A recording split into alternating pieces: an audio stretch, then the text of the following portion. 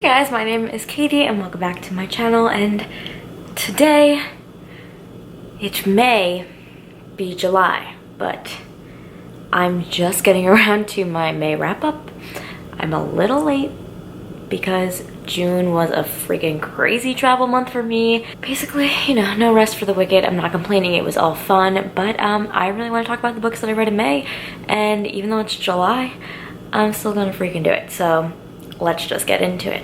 It honestly feels like I read this book so long ago, but I read The Hating Game by Sally Thorne, which is my first foray into smut, and I read it on audio. I loved it so much. I immediately ordered a copy on Amazon, like a physical copy, to go back and reread my favorite parts, and I know this is going to be a book that I reread again because I just freaking loved it. Lucy Hutton is a charming, nice girl who prides herself on getting by at work by being accommodating to everyone. And everyone seems to love her, except for Joshua Templeman. Trapped in the same office together 40 hours a week, these co-workers are entrenched in a never-ending game of one-upmanship. When they are both up for the same promotion, the tension between them rises even higher, culminating in a steamy encounter that has Lucy wondering if she is Joshua Templeman all wrong. This book, guys, I gave it 5 out of 5 freaking stars. Oh my god, I loved them together. The characters are just so well drawn out, and we have Lucy, who is a people pleaser and just wants to achieve her goals and make everyone happy, and then Josh, who has his walls up and really doesn't let anyone in. But the way that they played off of one another and the way that they brought each other out of their shells, like, I just loved it. And it was steamy but not like so super smutty, so if you're looking to get into romance, this is a good one that's not like too explicit but still has a little something, you know? This is also like the enemies to lovers that I have been dreaming about my whole life. Like, the witty banter between them is just so good. It's so good. You can just feel the tension between them, and the way their relationship developed. When I am thinking of this book, just think of me with like big hard eyes, because that is me whenever I think about The Hating Game. Like, I love it so freaking much. Next up, I read The Devouring Gray by Christine Lynn Herman. Violet Saunders has uprooted her entire life in New York City and moved to her mother's hometown in rural upstate New York after the shocking death of her sister. And since she is descended from the town's founders, she is treated very, very strangely when she arrives. Reluctantly, she gets pulled in with the other founders' children, Justin, May, Isaac, and Harper, and learns just what sort of havoc they can wreak. But something sinister lurks in the woods of Four Paths. This book is described as a mix of The Arabian Boys meets Stranger Things, and I really enjoyed that assessment of it. I think that really gives you the vibe you're going for, whereas like with Stranger Things, with like the monsters and the creepiness, and Arabian Boys in terms of like figuring out the mystery in a group of friends with differing dynamics. That's definitely The Devouring Gray, and I really enjoyed it for that reason. I ended up giving it 4.5 out of 5 stars. I went to school in upstate New York, and I can just say the way that she describes upstate New York, making it seem like so atmospheric and spooky, kind of hits the nail on the head. Like, she perfectly captured that feeling of upstate New York, especially like in that creepy fall time. Like, I just think it was really well done, especially since that's a place that I've been. I was really able to like instantly transport myself there in my head. I also really enjoyed the group dynamic in this book. It's kind of like the chosen one trope is turned around a little bit, because the chosen ones don't actually like each other, and I like the shifting dynamic in the main group of friends, that they all did not just get along. Like, there was a lot of tension between them, a lot of angst all the time. Like, things were constantly changing between them, so it brought that teenage angst along with kind of this group of people that have problems, but they need to get their shit together basically, because otherwise they're all dead. As I was saying, like, it does kind of remind me of Stranger Things in terms of the gray, which The Devouring Gray is referring to, and where kind of the monster resides, called the Beast. But I don't think it's exactly like Stranger Things. Like, it has its own set of rules that it operates by. The only similarity I would say is like a parallel world where there is a danger, but it definitely like stands out on its own apart from Stranger Things. Even though it is kind of like marketed that way, I wouldn't say that it's like a copycat or anything like that. And I enjoyed the way that this monster was portrayed. Also, we have a lot of bi-rep in this book. There are multiple bisexual characters, and it's really refreshing to see in young adult. And it's not only the kids that are bisexual, but the adults too. So that's kind of cool to see that dynamic play out. And the last thing I have to say is this book smells so good. Like, I don't know how to describe it, but it smells different than like a typical book. But still, like it almost smells like a yearbook from like high school. This has been a segment of me sticking my nose in a book, but what else is new here? Next, I read Crystal Storm by Morgan Rhodes on audio, and if you have seen my wrap-ups over the last few months, you'll know that I have been steadily listening to the series on audio, and this is the 5th book in the series, so I'm not going to go too in-depth with it because there's only so much that I can say per book, but I will say we follow a cast of 4 main characters, and they all come from different situations in life, and they are thrown together to try and defeat this magical evil that is taking over the world. Essentially a very typical YA fantasy kind of setup, but I really enjoyed it. And this 5th book I gave 4 out of 5 stars. It was, again, just like everything that I loved about the series in terms of like the characters' relationships, developments, the way that the story slowly unfurls, and of course the audiobook narration is top notch. The only reason it didn't get a 5 stars from me was that it just dragged a little bit in the middle, and I actually got this from Libby, had to return it for like 2 weeks, so like I didn't listen to it for 2 weeks, and then I kind of was content to go back to it later. So, you know, it's a long series, it's a 6-book series, so sometimes it drags at points, and that I found the middle of this book did. I definitely think the strongest books in the series are books 3 and 4, and I did enjoy the 6th book as well, which I'll talk about later, but that one, 3 and 4 are definitely the best in the series for sure. And next, my new obsession, smut, aka new adult, and the first book that I read, a true new adult novel, is The Deal by Elle Kennedy. Whew, what a steamy book. And I started getting into smut because I got a Kindle for my birthday, and it's just so perfect to read these books on the Kindle, and like I am obsessed with my Kindle now. Like, it's so easy to read on the train, on the plane, on the beach. It just is a lot easier than holding a book, or sometimes when I'm falling asleep at night and I like can't have a light on to read, but like it's backlit. I don't know, it's really amazing, and it's really helping me get in more reading, and ebooks are sometimes cheaper than buying regular books. I'm also running out of space, so if it's a book that I want to read but I don't necessarily like want to, you know, have it take up physical space on my shelf, that's a perfect alternative. And it's also a really great way to read e-arcs, because I have been trying to get some e-arcs on NetGalley. So anyways, I used to be so anti-Kindle, but I have seen the light. I love my Kindle. So, The Deal. This is the first in Elle Kennedy's Off-Campus series, which I have just been gobbling up. Garrett Graham is the cocky star hockey player at Briar University, whose dreams of professional hockey will never come true if he can't drag his grades up. Hannah Wells is a confident and sarcastic woman who happens to be acing the class. In her personal life, she needs to step out of her comfort zone to finally get her crush to notice her. The unlikely pair make a deal. Hannah will tutor Garrett if he pretends to be her boyfriend. But when things become a little bit too real between them, Garrett needs to convince Hannah that he's the one that she wants. 5 out of 5 stars. Like, I just squeal when I think about this book. Like, there is a trigger warning for sexual assault that I will say, like, not described in detail, but something that happened in the past. So just be aware of that going into it. But I did think that this book did a really good job of tackling emotional healing after an assault. That's not something I've seen a lot, and I appreciated that discussion and learning about it through kind of what these characters talked about. Their emotional connection was just so like genuine and cute, and the chemistry between them sizzled. I love this book so freaking much. Honestly, it was such a treat to read. I think I read it in one sitting on a plane. Could not get enough. I'm pretty sure I got off the plane at like 11 p.m., got home by midnight, and stayed up until 3 in the morning to finish this because I couldn't put it down. And I will say the college hockey team is the perfect setup for a new adult series, which is why I have read all of these books, because I love them. Like, I am a sucker for this off-campus series. Oh.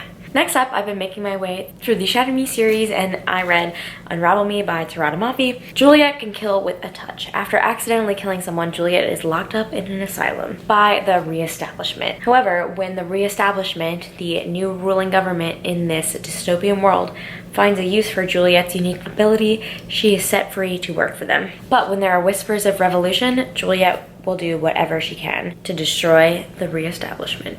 I gave the second book 4 out of 5 stars. I just think it's a really interesting dystopian world, but I will say I'm trash for this series, but I know that going into it, it's more like angsty fun than like really intricate world building, which I'm totally fine with because I enjoyed it for those reasons. Like the emotions between the characters and stuff, very angsty but fun, very fun. I've seen mixed opinions on Tarada Mafi's writing style with these strike-throughs. So as you can see here, she like will use strike-throughs to kind of display Juliet's thought patterns, and I actually thought it was a really effective tool for getting across the message of how messed up in the head Juliet was from this stay in an insane asylum where she actually felt herself going insane. And it's kind of like a subtle text, and the subtext, yes, the subtext is the word, it's the subtext of her emotional state when something stressful happens to her. There's all of a sudden all these strike-throughs in the texts,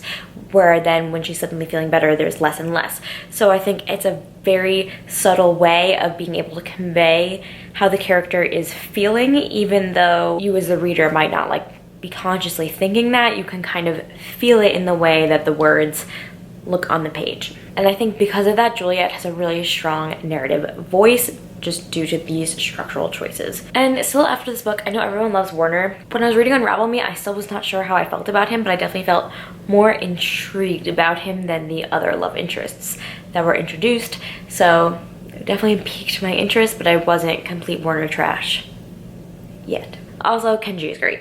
Then I read the novella Fracture Me, which is from Adam's perspective in between novels 2 and 3. And I have been doing this thing where I've decided just to not really rate novellas unless maybe it's like a bind-up collection, but I just don't feel like they're like ancillary to the story. They're not necessarily something that I want to rate on the same scale as novels, and that's just my personal preference, just because I feel like they're just like a little extra treat, not necessarily something that I want to rate the same way I would rate a full novel. Okay, that was a tangent, but anyways, Adam was kind of very much annoying me in Unravel Me, and I do feel like this novella answered some of the questions that I had left, and it helped to bridge the gap between the two books. And I did really like to see the love that he has for his little brother James, but that being said, he's still like not my favorite guy. But I do see why Tarada Mafi wanted to release a novel where we got to see a little bit from his perspective, because these novels are only told from Juliet's perspective, that these novellas are a good chance to get into the heads of the other characters that we don't necessarily get to see their thought patterns. And one of the really cool things about this novella that I think was the most important thing that I took away is we saw Juliet from Adam's perspective kind of as she was going through a breakdown, so you know what is going on in her head in that point in Unravel Me, and you see it from an outsider's perspective in the novella. And I thought that that was a really cool thing to see how she is experiencing it and how someone else who doesn't know what she's going through sees what she's doing. And I thought that that went a long way to explain her emotional state. Next up, more smut. I read Filthy Gods by R. Scarlett. Oh my Lanta, it was so good. This is actually a novella, and it is the kickoff prequel novella to her new series American Gods, which I hope is released soon because I'm gonna read it. And the American Gods series will focus around a group of friends that are young, wealthy, and elite at Yale University. The main character of Filthy Gods, Nathaniel Radcliffe, is like in that group of friends, but he's not actually considered like an American god. But the other three will get their own full-length novels. Julia and Nathaniel have been sworn enemies since they started in their pre-law track at Yale almost 3 years ago. However, when Nathaniel discovers the secret that Juliet has been keeping all this time, they embark on a steamy romance. 5 out of 5 stars. I mean, just, there were some good tropes in here, like the enemies to lovers, which you know I'm a sucker for, and then there was also a power dynamic thing, which I wouldn't say that's a trope I'm a sucker for, but I thought that the power dynamic, while maybe unfair, was done well, so I didn't feel like it was demeaning to the character, and it like played out like pretty sexy. Whereas like if it wasn't handled with as much care, it could have turned sour pretty quick. So I thought that that was well handled and well done, and it was just steamy and cute, and I want more. My only complaint is that I wish that there was a full-length novel, because I could have used some more of these characters. Next up, I read Ignite Me, which is the final book in the Shatter Me trilogy, except now there's more books. So this is the book where the whole Warner thing came in, and I get it now. I get it. Oh, also this is 4 out of 5 stars. So like I get the Warner thing, like I'm trash for him now too. I loved how thirsty Juliet was for Warner this whole book, because I was like, girl, same. I mean, the romance sizzled, the sexual tension was on point. I will say, I feel like I would almost describe Shatter Me as like a YA romance with a dystopian setting, because we don't necessarily focus so much on this dystopian stuff. It's more like in the background, and serves as like this thing to propel the characters' emotions and tension and angst forward, which is totally fine. I enjoy it for that reason, but I just think that going into this, maybe you should have that expectation, so that way you kind of know going in. And I also really think that this is the book where Juliet comes into her own. Like, we've just seen her go from this like person that was locked up and half insane to someone that can kind of hold her own despite these horrible circumstances. Again, I talked about how I love Mafi's writing style in terms of creating Juliet's narrative voice, and I do find that that is one of the strongest aspects of the series, is her voice throughout the series. But I will say, for all of these things, like the romance and the narration and the characters and the angst, the plot does suffer a bit. Like the world building is really not there. Like, it's scaffolding almost, and the plot is not like super intense. It again more focuses on the characters' emotions with a dystopian backdrop, which is totally fine for me, and I still really enjoyed it. And next I read more smut. Who was surprised? Not me. I read The Mistake by Elle Kennedy, which is the next in the Off-Campus series. Logan is a star hockey player at Briner University, and he can get whatever girl he wants. However, he's hiding his growing despair at graduating and going back to a dead-end hometown by throwing himself into the party life. After a sexy encounter with freshman Grace that only starts as a distraction, he realizes he's made a huge mistake after his thoughtlessness pushes her away. Now Logan plans on spending his final year winning her back. But Grace, on the other hand, is back on campus with more confidence than ever and will not be so easily swayed. I gave this one 4 out of 5 stars. I thought it was just really cute and sweet, and like, I think of the 4 books, like they definitely have the most like tender and sweet relationship, and I wouldn't say it was necessarily as like steamy steam on the steam scale as the deal, but like it was like there. Like, they still have really good sexual chemistry and all that, and like I just really enjoy the series. Like, it felt realistic to like something that college kids would go through, and it was just a really cute relationship. Like, it's cute. I love these books. They're fun. I wouldn't even call it a guilty pleasure. Like, they're just fun to read. Like, I love reading them, okay? They're fun. They're great. Everyone should read smut if you want to, because it's really fun and a good time. And it's a really good lighthearted read to kind of, you know, change it up, especially with me. Like, I read all of these big, long, heavy fantasies. Like, it's sometimes good to just change it up, have something lighthearted and fun going on as well. So then, of course, the next book that I read is The Score by Elle Kennedy, because I need to continue on with this series. I freaking love it. And spicy. A very spicy book. We love the spice. Allie is freaking out about post-college life, and on top of that, suffering from a broken heart. To distract herself, she hooks up with Dean De Laurentiis, the king of one-night stands. Dean has no problem getting girls, but when Allie only wants to be friends after their steamy encounter, he engages in a full-on pursuit. However, when life throws a few curveballs, Dean wonders if he really has his priorities straight. 5 out of 5 stars. The chemistry between Allie and Dean is just off the charts. Like, I need to fan myself. I just felt like these two characters constantly challenged each other and brought out the best qualities in one another, which I think is something that Elle Kennedy writes really well and tries to incorporate in a lot of her novels. She really spends a lot of time focusing on the dynamic between the two, while how they each have their own distinct personalities, just like how they click, and it just creates a really steamy romance, and also something that's really heartwarming and touching. Okay, no one writes sexual tension like Elle Kennedy. That's all I'm gonna say. All right, next I read Restore Me by Toronto Muffy because I'm just flying through the series, and now this takes place 2 weeks after the ending of Ignite Me, and you know, things are happening. It's been like 3 years for us, but 2 weeks for them. I ended up giving this one 4.5 out of 5 stars. It's cool when an author goes back and expands their series, and I do felt like Mavi has grown as a writer in the fact that I felt like this book went back and filled in a lot of the holes that the original trilogy left in terms of world building, so I kind of understand more how this dystopian world operates while still always bringing that melodrama and angst. And I like that now we have this like angsty melodrama characters and like all that you know we all love about this series, but on top of that we get more of an understanding of why things are happening, which is pretty good to have. The next audiobook that I listened to is Immortal Reign by Morgan Rhodes, which is the 6th book in the Fallen Kingdom series, and I ended up giving this one 5 out of 5 stars just because I felt like it wrapped up the series so nicely, and it was just a really fun, while typical YA series to read, and I really enjoyed my experience of listening to a fantasy series on audio. One of the coolest things about the series that I really loved is that the bad guy was changing constantly.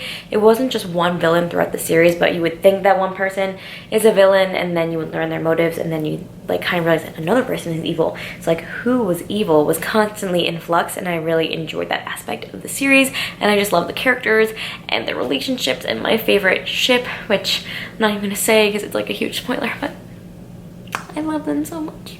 That is all. And yeah, I just had a really great time reading the series. I will say that I definitely recommend the audiobooks just because they are so fantastic. And unfortunately, I had to end May on a little bit of a disappointing read, and that is Losing It by Cora Carmack. I really wanted to read one of her books before I met her at her signing. She's a lovely human being, but unfortunately, I only gave this book 2 out of 5 stars. This book follows Bliss Edwards, who has decided she's sick and tired of being a virgin and is going to lose her virginity. So it takes home this guy and then freaks out and leaves him alone in her bed. And then the next morning she goes to class and he's her professor. So, you know, things go from there. And the reason I gave this one 2 out of 5, or it was like 2.5, I don't know. I just felt like it was tropes that I didn't like the whole virginity thing and then the whole teacher-student thing. I just don't know if I was like vibing with it. I just felt like everything was a little bit overdone and cheesy. Like I felt like the professor fell for Bliss like way too quickly, and I felt he got like a little creepy at some points, and I just felt like it was way too over the top, but there were cute moments sprinkled in. I just like, I don't know, it wasn't for me, which, you know, and then I was reading it because it was a smut book, and then the smut itself wasn't really that good, so I don't know. So, you know, sad to have ended the month on a disappointing read, but I do feel like May was a really fun month for me, mostly because I got my Kindle and I discovered the joy that is reading smut. I also got to listen to a few good audiobooks and, you know, dove further into the hole of being Shatter Me trash. So, all in all, it was a good month, and yes, I finally wrapped it up, even though it is July now. Don't judge me too harshly, okay? So, yeah, just let me know a recent read that you've really enjoyed in the comments down below, and have some fun, read some books, and I'll catch you guys in the next one.